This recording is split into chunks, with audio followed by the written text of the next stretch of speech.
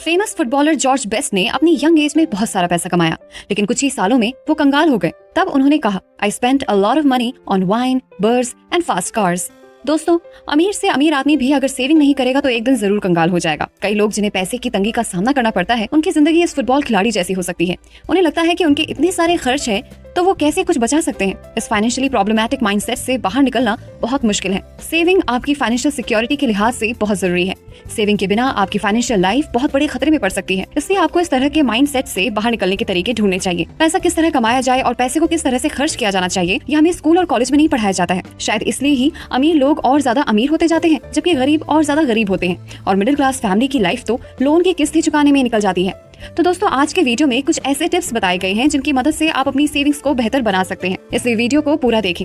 साथ ही साथ अगर आप शेयर मार्केट में पैसा इन्वेस्ट करना चाहते हैं और अभी तक आपके पास डीमैट अकाउंट नहीं है या बहुत ज्यादा ब्रोकरेज से परेशान है, तो देश के सबसे अच्छे, बड़े और भरोसेमंद ब्रोकरेज फर्म ज़ीरोधा अपस्टॉक्स और एंजल ब्रोकिंग का लिंक इस वीडियो की डिस्क्रिप्शन में है। आज ही अपना डीमैट अकाउंट ओपन करें, जहाँ पर आपका ब्रोकरेज केवल इंट्राडे ट्रेड में लगेगा, वो भी मैक्सिमम 20 रुपए। इतनी चीपेस्ट ब्रोकरेज रेट और सेफ्टी और कहीं नहीं मिलेगी। तो चलिए स्टार्ट करते हैं। Number 1, difference between assets and liabilities. Saving करने का सबसे इंपॉर्टेंट रूल है, आपको एसेट्स और लायबिलिटीज का अंतर पता होना चाहिए और हमेशा एसेट्स ही खरीदना चाहिए। अगर आप अमीर बनना चाहते हैं तो आपको बस इतना ही जानने की जरूरत है। ये पहला नियम है, यह इकलौता नियम है। ये बहुत आसान लगता है, लेकिन ज्यादातर लोगों को ये पता ही नहीं है कि ये नियम कितना इंपॉर्टेंट है। ज्यादातर लोग पैसे की समस्याओं में सिर्फ इसलिए उलझे रहते हैं क्योंकि उन्हें ये पता ही नहीं होता कि एसेट्स और लायबिलिटीज में क्या फर्क होता है। अमीर लोग एसेट्स इकट्ठी करते हैं, गरीब और मिडिल क्लास के लोग लायबिलिटीज इकट्ठी करते हैं। और मजे की बात ये है कि उन लोगों को ये लगता है कि वो एसेट्स इकट्ठी कर रहे हैं। एसेट्स और लायबिलिटीज को बहुत ही आसान तरीके से इस तरह से समझ सकते हैं। एसेट्स वो चीज है जो आपकी जेब में पैसे डालती है, वहीं लायबिलिटीज वो चीज है जो आपकी जेब से पैसे निकालती है। तो दोस्तों, एक बार आप इनमें फर्क समझ लें, इसके बाद आप आमदनी देने वाली एसेट्स खरीदने की लगातार कोशिश करते रहें। ये अमीर बनने की राह पर चलने का सबसे बढ़िया तरीका है। इसे करते रहें और आपका एसेट्स वाला कॉलम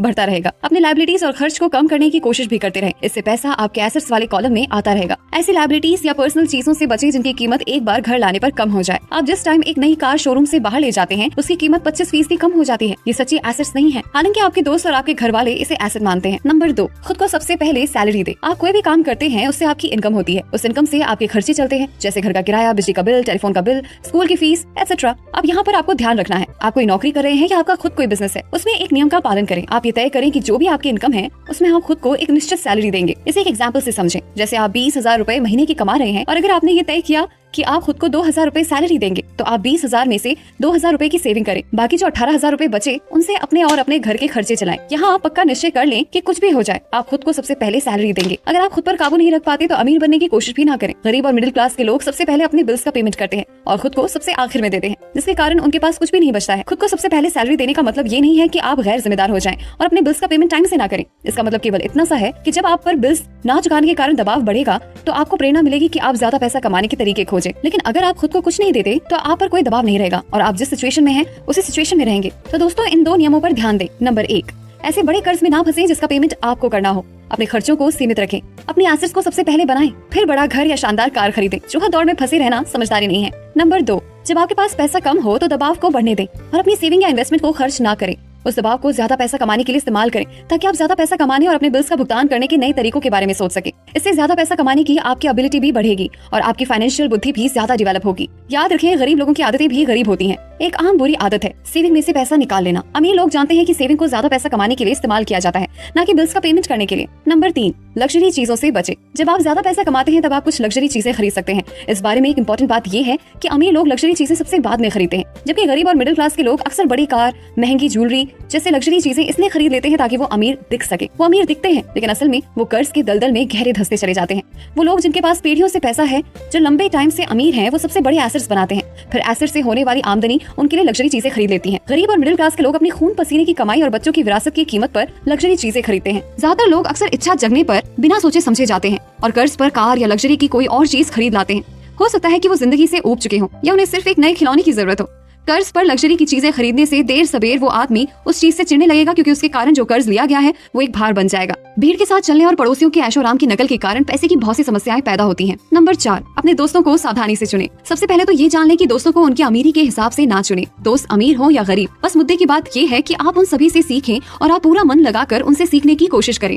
अमीर दोस्तों की तलाश करें, लेकिन आपकी नजर उनकी दौलत पर नहीं बल्कि उनकी नॉलेज पर होनी चाहिए। कई मामलों में ऐसे अमीर लोग आपके अच्छे दोस्त बन जाते हैं, जबकि कई बार ऐसा नहीं होता। लेकिन आप एक एक अंतर जरूर देखेंगे। पैसे वाले दोस्त पैसे के बारे में बात करते हैं, इसका मतलब ये नहीं कि उन्हें पैसे का घमंड है, वो बस इस सब्जेक्ट में रुचि रखते हैं, इसलिए आप उनसे सीख सकते हैं और वो आपसे। आपके वो दोस्त जो कर्ज के दलदल में फंसे हुए हैं, वो पैसे बिजनेस में इन्वेस्ट के बारे में बात करना पसंद नहीं करते। उनकी नजर में ऐसा करना मूर्खतापूर्ण या बेईमानी होता है। इसलिए आप अपने गरीब दोस्तों से ये सीख सकते हैं कि आपको क्या नहीं करना चाहिए। ये एक्सपीरियंस के आधार पर देखा गया है कि आपके गरीब दोस्त आपसे ये पूछने कभी नहीं आए कि आप किस तरह अमीर बने, लेकिन वो आपसे दो में से एक चीज या दोनों ही चीजों के बारे में मदद मांगने जरूर आते हैं। पहला उधार पैसा और दूसरा नौकरी। गरीब या डरे हुए लोगों की मत सुनिए, वो जिंदगी के डरे हुए मुर्गे हैं।